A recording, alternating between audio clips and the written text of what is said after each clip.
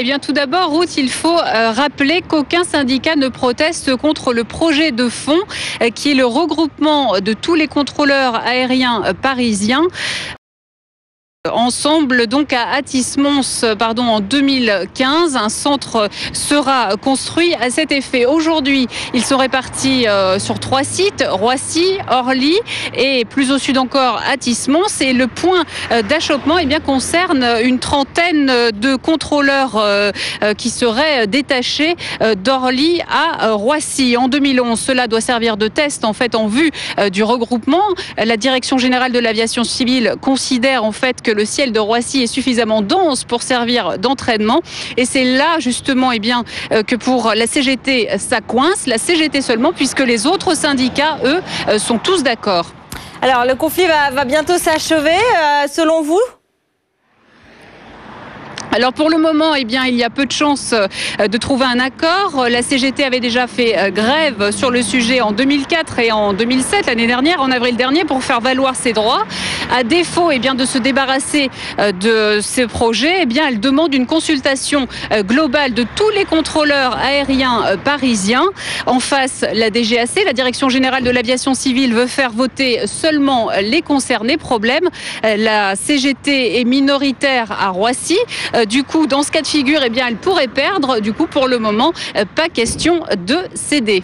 Voilà, merci beaucoup Valérie Béranger. Vous étiez avec Damien Tanguy et il faut préciser que demain, seulement un vol sur 2 devrait être assuré à Orly et le trafic devrait être quasi normal à Roissy. Le 14 novembre 2002, la brigade des pompiers de Paris connaissait l'une des plus lourdes pertes de son histoire. 5 jeunes pompiers en intervention ont trouvé la mort dans l'incendie d'une chambre de bonne à Neuilly-sur-Seine. La propriétaire des lieux et 2 de ses locataires comparaissent à partir d'aujourd'hui devant le tribunal correctionnel de Nanterre pour homicide involontaire. Pauline Revenat et Wayne Bertrand. Les visages sont graves. Cela fait plus de 5 ans qu'ils attendent ce procès. Collègues et familles sont venus en mémoire des 5 pompiers, âgés de 22 à 27 ans qui ont trouvé la mort en pleine intervention en 2002. Sur le banc des prévenus, une propriétaire et 2 locataires polonais en situation irrégulière. Ils occupaient une chambre de bonne à Neuilly-sur-Seine dans laquelle le feu a démarré. Loyer 220 € en espèces, tous les mois sans contrat de location. Tous les 3 sont poursuivis pour homicide involontaire. La propriétaire tente de se justifier maladroitement. « Non, je n'ai pas pensé à changer l'électricité », avoue-t-elle. « Pour moi, ce n'était pas une véritable location.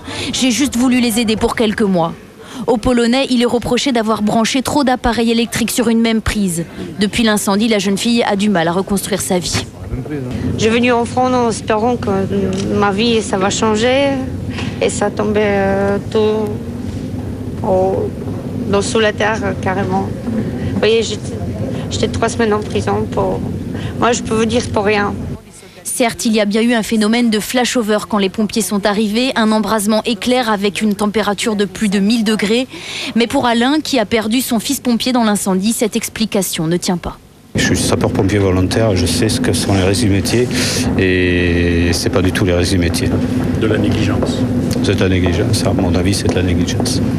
Ce matin, la présidente du tribunal a prévenu comme pour désamorcer l'éventuelle colère des familles. Si au bout de 3 jours de procès, l'homicide involontaire n'est pas établi, elle demandera automatiquement la requalification des faits avec mise en danger de la vie d'autrui.